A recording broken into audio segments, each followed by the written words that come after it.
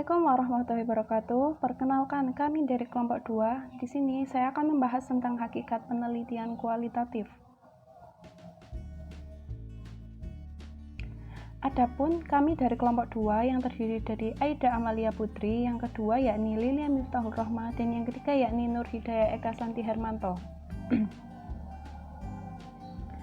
Nah, pada penelitian kualitatif ini, di sini kami akan membacakan topik-topik yang akan kami bahas pada presentasi kali ini. Untuk yang pertama yakni pengertian, yang kedua karakteristik, yang ketiga tujuan, yang keempat ragam penelitian, yang kelima topik dan fokus kajian, yang keenam yakni prosedur. Yang pertama saya akan bahas tentang pengertian. Nah, apa pengertian dari penelitian kualitatif ini? Menurut Mulung, penelitian kualitatif adalah penelitian yang bermaksud untuk memahami fenomena tentang apa yang dialami oleh subjek penelitian, misalnya perilaku, persepsi, motivasi, tindakan, dan lain-lain secara holistik dan dengan cara deskripsi dalam bentuk kata-kata dan bahasa pada suatu konteks khusus yang alamiah dan dengan memanfaatkan berbagai metode alamiah. Nah, misalnya dalam suatu penelitian tentang kinerja perusahaan otomatis secara langsung dipengaruhi oleh kinerja karyawan itu sendiri. Tetapi setelah diteliti ternyata faktor tersebut menjadi jauh lebih kompleks. Misalnya kinerja karyawan menurun karena sikap karyawan terhadap bawahannya, atau bonus seperti lembur dan kinerja yang membaik tetapi tidak mendapatkan kompensasi yang layak. Dari penelitian kualitatif ini bisa disimpulkan bahwa penyebab naik turunnya perusahaan bisa dijabarkan lebih detail dan kompleks karena kita secara langsung menelitinya. Yang kedua yakni saya akan membahas tentang karakteristik penelitian kualitatif. Yang pertama yakni dilakukan pada kondisi yang alamiah, sebagai lawannya adalah eksperimen langsung, ke sumber data dan peneliti adalah instrumen kunci. Ya, maksudnya yaitu proses alamiah karena kita langsung meneliti langsung fenomena yang terjadi di lapangan. Maka dari itu kita langsung ke sumber data. Kenapa peneliti itu instrumen kunci? Ya, karena kita sendiri yang meneliti langsung ke lapangan, proses tergantung kita sendiri dan hasil tergantung kita sendiri saat meneliti tersebut. Yang kedua yakni penelitian kualitatif lebih bersifat deskriptif. Data yang terkumpul berbentuk kata-kata atau gambar sehingga tidak menekankan pada angka. Kalau yang B, ya benar memang deskriptif dan lebih kompleks dan detail. Jadi kita memang meneliti suatu fenomena baru, tetapi sebelumnya kita sudah membawa teori-teori dulu. Teorinya dari siapa dan kemudian dibuktikan lewat penelitian kualitatif ini. Nah, itu yang B. Yang ketiga yakni penelitian kualitatif lebih menekankan pada proses daripada produk atau outcome. Kenapa menekankan proses? Karena hasil bisa beda. Jadi misalnya di tengah-tengah kita menemukan kinerja karyawan pengaruhnya karena pimpinan yang kurang pas. Tetapi kemudian di lapangan ada bukti lain bahwa karyawan tidak disiplin. Misalnya tidak disiplin juga berarti kan bisa disimpulkan bahwa kedua belah pihak harus kooperatif atau bekerja sama supaya kinerja perusahaan tersebut bisa membaik. Selanjutnya yakni penelitian kualitatif melakukan analisis data secara induktif. Induktif itu membuktikan suatu teori. Jadi kayak kita sebelum meneliti membawa teori siapa, kemudian dibuktikan di lapangan benar atau tidak. Jika tidak benar berarti bisa jadi suatu yang baru atau gabungan-gabungan dari teori yang lain. Yang terakhir yakni penelitian kualitatif lebih menekankan makna data di balik yang teramati.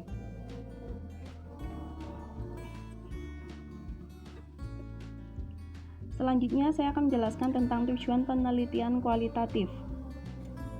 Yang pertama yakni menjelaskan suatu fenomena secara rinci dengan cara mengumpulkan data yang spesifik. Misalnya menunjukkan pentingnya kedalaman dan detail suatu data yang sedang diteliti. Yang kedua yakni menjelaskan suatu keadaan atau fenomena lebih mendalam dengan melakukan pengumpulan data. Menjelaskan juga bahwa diartikan sebagai menganalisa data serta fakta yang sudah digali sebelumnya dalam bentuk analisa yang mendalam dan rinci di mana terkait dengan topik penelitian tersebut. Yang ketiga yakni memverifikasi teori. Maksudnya, teori yang dijabarkan dan menjadi dasar dari penelitian akan diuji kebenarannya, yang nanti dapat diketahui berdasarkan hasil. Berbeda dengan penelitian kuantitatif. Penelitian kualitatif ini teori yang sudah disusun sejak awal sehingga sangat memungkinkan juga dalam penelitian ini memunculkan teori baru. Yang terakhir yakni menemukan makna secara komprehensif.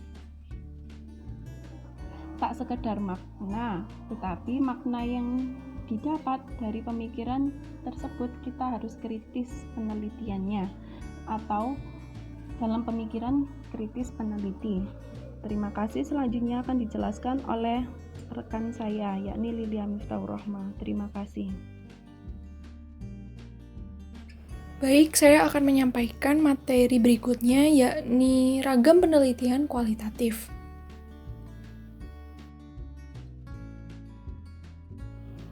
Ragam penelitian kualitatif yang pertama adalah fenomenologi. Fenomenologi berasal dari bahasa Yunani, phenomenon yang berarti penampakan diri, dan logos yang berarti akal. Studi ini mengkhususkan pada fenomena dan realitas yang tampak untuk mengkaji penjelasan di dalamnya. Fenomenologi dalam metode penelitian bertujuan mencari arti atau makna dari pengalaman yang ada dalam kehidupan. Penelitian fenomenologi mencoba menjelaskan atau mengungkap makna konsep atau fenomena pengalaman yang didasari atas kesadaran yang terjadi pada beberapa individu. Sebagai gambaran, saya ingin memberikan contoh penelitian fenomenologi. Misalnya kita akan meneliti fenomena ayah-ayah muda yang sekarang sedang tren. Nah, kita bisa meneliti seperti apa pengalaman yang dirasakan oleh ayah-ayah muda ketika pertama kali menjadi seorang ayah. Studi fenomenologis dapat diaplikasikan untuk pertanyaan penelitian semacam ini. Data-datanya bisa dikumpulkan dengan cara mewawancarai sekelompok individu yang terdiri dari ayah-ayah muda yang masih fresh dan punya pengalaman menjadi seorang ayah. Lalu berikutnya adalah etnografi. Etnografi berasal dari bahasa Yunani, yakni ethnos yang berarti rakyat dan graphia yang berarti tulisan. Tujuan etnografi ini adalah untuk memahami suatu pandangan hidup dari sudut pandang penduduk setempat atau penduduk asli mengenai kehidupan dan dunianya. Etnografi identik dengan aktivitas penelitian ahli antropologi yang bertugas mendeskripsikan sebuah kebudayaan. Nah, etnografi ini kaitannya dengan budaya. Jadi kita mengkaji atau meneliti sebuah kebudayaan, tapi dari sudut pandang masyarakat asli tersebut, masyarakat yang memiliki kebudayaan tersebut. Nah, misalnya contohnya seperti ini. Komunikasi bahasa pergaulan masyarakat Betawi di Jakarta. Selanjutnya, penelitian grounded theory.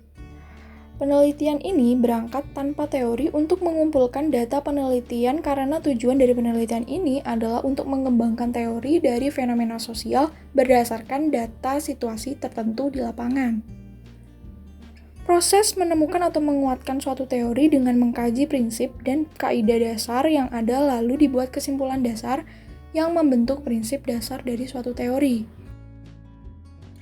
Jadi penelitian grounded theory ini bukan kita sudah menentukan teori lalu kita buktikan dengan penelitian, tidak. Jadi kita melakukan penelitian, kita lihat data-data yang ada di lapangan, lalu kita membuat kesimpulan dasar dan menjadi sebuah teori. Nah, ini bedanya dengan penelitian kuantitatif. Penelitian kuantitatif kita menggunakan dasar teori apa, lalu kita teliti dan kita buktikan teori itu. Seperti itu. Berikutnya adalah studi kasus. Studi kasus adalah penelitian yang mendalam tentang individu suatu kelompok, suatu organisasi, suatu program kegiatan, dan sebagainya dalam waktu tertentu. Tujuannya untuk memperoleh deskripsi yang utuh dan mendalam dari sebuah entitas. Penelitian studi kasus dibatasi oleh waktu dan tempat, serta kasus yang dipelajari juga berupa program, peristiwa, aktivitas, atau individu. Studi kasus untuk meneliti suatu kasus atau fenomena yang ada di dalam masyarakat itu dilakukan secara mendalam untuk mempelajari latar belakang, keadaan, dan interaksi yang terjadi dalam fenomena tersebut. Nah, kita melangkah ke ragam penelitian kualitatif berikutnya, yakni studi historis. Studi historis ini adalah penelitian yang digunakan untuk menggambarkan atau memotret keadaan atau kejadian masa lalu yang kemudian digunakan untuk menjadi proses pembelajaran masyarakat di masa sekarang. Studi historis ini ada beberapa tahapan yang bisa dilakukan, yaitu membuat rekonstruksi masa lampau secara sistematis dan objektif dengan cara mengumpulkan, mengevaluasi, memverifikasi, serta mensintesiskan bukti-bukti untuk menegakkan fakta dan memperoleh kesimpulan yang kuat. Sebagai contoh dari studi historis itu misalnya dampak peristiwa Donggo 1972 terhadap kehidupan sosial. Bisa juga penelitian historis keberadaan budaya keagamaan Konghucu di Indonesia. Jadi intinya studi historis ini kita mengkaji peristiwa di masa lalu kita tarik kesimpulan apa yang bisa kita dapatkan, apa yang bisa kita buat pembelajaran untuk masyarakat di masa sekarang.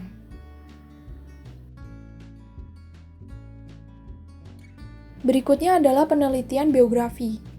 Penelitian biografi ini adalah penelitian mengenai kehidupan seseorang dan pengalamannya yang dianggap penting dan bermanfaat bagi masyarakat umum. Contohnya, analisis biografi Chairil Anwar dalam kaitannya dengan sejarah sastra modern Indonesia.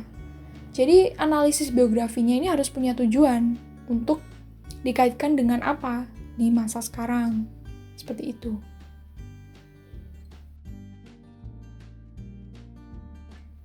Yang terakhir ini adalah studi dokumen atau studi dokumentasi. Nah, studi dokumen ini adalah kajian yang menitik beratkan pada analisis atau interpretasi bahan tertulis berdasarkan konteksnya. Bahan-bahan ini bisa berupa catatan yang terpublikasikan, buku teks, surat kabar, majalah, surat-surat, film, catatan harian, naskah, artikel, dan sejenisnya. Awalnya, metode atau studi dokumentasi ini digunakan oleh para peneliti di bidang sejarah. Tapi seiring berjalannya waktu, studi dokumentasi ini juga bisa dikaitkan dengan bidang ilmu lain, misalnya saja bahasa Indonesia. Kita bisa menggunakan studi dokumentasi dengan bahan itu berupa naskah drama, artikel, surat kabar, dan sebagainya. Sekian pemaparan yang bisa saya sampaikan. Untuk materi selanjutnya, saya serahkan kepada teman saya Nur Hidayah Eka Santi Hermanto. Silahkan. Selanjutnya dengan saya Nur Hidayah Eka Santi Hermanto, saya akan melanjutkan beberapa bab yang belum dijelaskan tentang topik dan fokus kajian penelitian kualitatif serta prosedur penelitian kualitatif. Sebelumnya saya akan menjelaskan topik dan fokus kajian penelitian kualitatif. Nah, dalam pandangan penelitian kualitatif, gejala bersifat holistik atau menyeluruh tidak dapat dipisahkan, sehingga peneliti kualitatif tidak akan menetapkan penelitiannya hanya berdasarkan variabel penelitian, tetapi keseluruhan situasi sosial yang diteliti. Nah, pada penelitian kualitatif ini, keseluruhan situasi sosial yang diteliti meliputi aspek tempat atau place, pelaku atau actor, dan aktivitas atau activity yang berinteraksi secara sinergis. Lalu, fokus yang sebenarnya dalam penelitian kualitatif diperoleh setelah peneliti melakukan grand tour observation dan grand tour question atau disebut dengan penjelajahan umum. Dari penjelajahan umum ini, peneliti akan memperoleh gambaran umum menyeluruh yang masih pada tahap permukaan tentang situasi sosial. Untuk dapat memahami secara lebih luas dan mendalam, maka diperlukan pemilihan fokus penelitian. Ada pendapat menurut Spradley dalam Sanapiah Faisal tahun 1988 mengemukakan ada 4 alternatif untuk menetapkan fokus penelitian kualitatif, yaitu pertama, menetapkan fokus pada permasalahan yang disarankan oleh informan. Kedua, menetapkan fokus berdasarkan domain-domain tertentu. Ketiga, menetapkan fokus yang memiliki nilai temuan untuk pengembangan iptek. Dan yang keempat, ada menetapkan fokus berdasarkan permasalahan yang terkait dengan teori-teori yang ada. Nah, berikutnya kita masuk prosedur penelitian kualitatif. Prosedur penelitian kualitatif ini terdiri dari 3 tahapan. Yang pertama ada tahapan pralapangan, yang kedua ada tahap lapangan, dan yang ketiga ada pengolahan data. Kita masuk yang pertama yaitu tahap pralapangan. Tahap pralapangan merupakan kegiatan yang dilakukan peneliti sebelum pengumpulan data. Tahapan ini diawali dengan penjajakan lapangan untuk menentukan permasalahan atau fokus penelitian. Nah, pada tahapan pralapangan ini ada 7 kegiatan, diantaranya yang pertama yaitu menyusun rancangan. Penelitian yang akan dilakukan dimulai dari permasalahan dalam lingkup peristiwa yang sedang berlangsung dan bisa diamati serta diverifikasi secara nyata pada saat berlangsungnya penelitian. Yang kedua, ada memilih lapangan. Sesuai dengan permasalahan yang diangkat dalam penelitian, maka dipilih lokasi penelitian yang digunakan sebagai sumber data. Lalu yang ketiga ada mengurus perizinan. Mengurus berbagai hal yang diperlukan untuk kelancaran kegiatan penelitian, maka perizinan dari birokrasi yang bersangkutan biasanya dibutuhkan, karena hal ini akan memengaruhi keadaan lingkungan dengan kehadiran seseorang yang tidak dikenal atau diketahui. Keempat, ada menjajaki dan menilai keadaan. Setelah kelengkapan administrasi diperoleh, maka hal yang sangat diperlukan yaitu proses penjajakan lapangan dan sosialisasi diri dengan keadaan, karena peneliti yang menjadi alat utamanya. Oleh karena itu, peneliti yang akan menentukan apakah lapangan merasa terganggu sehingga banyak data yang tidak dapat digali atau tersembunyikan atau disembunyikan, atau juga sebaliknya bahwa lapangan menerima peneliti sebagai bagian dari anggota mereka sehingga data apapun dapat digali karena mereka tidak merasa terganggu. Lalu yang kelima ada memilih dan memanfaatkan informan. Ketika menjajaki dan mensosialisasikan diri di lapangan, ada hal penting lainnya yang perlu kita lakukan, yaitu menentukan partner kerja sebagai mata kedua kita yang dapat memberikan informasi banyak tentang keadaan lapangan. Informan yang dipilih harus benar-benar orang yang independen secara kepentingan penelitian atau kepentingan karir. Lalu yang keenam, ada menyiapkan instrumen. Peneliti sebagai instrumen utama dalam penelitian kualitatif meliputi ciri-ciri sebagai berikut. Pertama, peneliti sebagai alat peka dan dapat bereaksi terhadap segala stimulus dan lingkungan yang bermakna atau tidak dalam suatu penelitian. Kedua, peneliti sebagai alat dapat menyesuaikan diri dengan aspek keadaan yang dapat mengumpulkan data yang beragam sekaligus. Ketiga, tiap situasi adalah keseluruhan. Tidak ada instrumen berupa tes atau angket yang dapat mengungkap keseluruhan secara utuh. Keempat, suatu interaksi yang melibatkan interaksi manusia tidak dapat difahami oleh pengetahuan semata-mata. Kelima, peneliti sebagai instrumen dapat segera menganalisis data yang diperoleh. Ketujuh, hanya manusia sebagai instrumen dapat mengambil kesimpulan dari data yang diperoleh. Dan yang kedelapan, dengan manusia sebagai instrumen respon yang aneh akan mendapat perhatian yang seksama. Lalu di tahapan pralapangan yang terakhir ada persoalan etika dalam lapangan. Peneliti akan berhubungan dengan orang-orang baik secara perorangan maupun secara kelompok atau masyarakat, akan bergaul hidup dan merasakan serta menghayati bersama tata cara dan tata hidup dalam suatu latar penelitian. Persoalan etika akan muncul apabila peneliti tidak menghormati, mematuhi, dan mengindahkan nilai-nilai masyarakat dan pribadi yang ada. Dalam menghadapi persoalan tersebut, peneliti hendaknya mempersiapkan diri baik secara fisik, psikologis maupun mental. Lalu kita masuk ke prosedur yang kedua, ada tahap lapangan. Tahap lapangan merupakan kegiatan peneliti yang dilakukan di tempat penelitian. Pada tahap lapangan ini, peneliti mengumpulkan data sesuai dengan fokus masalah dan tujuan penelitian. Pada tahapan ini, terdapat dua kegiatan, yaitu yang pertama, memahami dan memasuki lapangan. Memahami latar penelitian, latar terbuka, di mana secara terbuka orang berinteraksi sehingga peneliti hanya mengamati latar tertutup, di mana peneliti berinteraksi secara langsung dengan orang. Penampilan menyesuaikan penampilan dengan kebiasaan, adat, tata cara, dan budaya latar penelitian. Pengenalan hubungan penelitian di lapangan bertindak netral dengan peran serta dalam kegiatan dan hubungan akrab dengan subjek. Jumlah waktu studi, pembatasan waktu mulai keterpenuhan informasi yang dibutuhkan. Lalu kegiatan yang kedua ada pengumpulan data. Seperti yang kita ketahui bahwa analisis data dalam penelitian kualitatif dilakukan selama dan setelah dari lapangan. Selanjutnya, data-data yang sudah terkumpul dari lapangan dikaji secara mendalam menggunakan teori-teori dan dari beberapa ahli pendidikan yang dikemukakan pada kajian teori untuk kemudian disimpulkan dan diberikan rekomendasi pada pihak-pihak yang terkait agar bisa dipakai sebagai bahan masukan dalam melaksanakan kegiatan organisasi mereka untuk lebih produktif, efisien, dan efektif. Lalu, data yang dikumpulkan dapat berupa hasil observasi, wawancara, dan studi dokumentasi. Nah, untuk yang terakhir, tahapan yang ketiga yaitu tahapan pengolahan data. Pada tahapan ini, terdapat beberapa kegiatan yang dilakukan meliputi pertama, reduksi data. Data yang diperoleh ditulis dalam bentuk laporan atau data yang terperinci. Laporan yang disusun berdasarkan data yang diperoleh direduksi, dirangkum, dipilih hal-hal yang pokok, difokuskan pada hal-hal yang penting.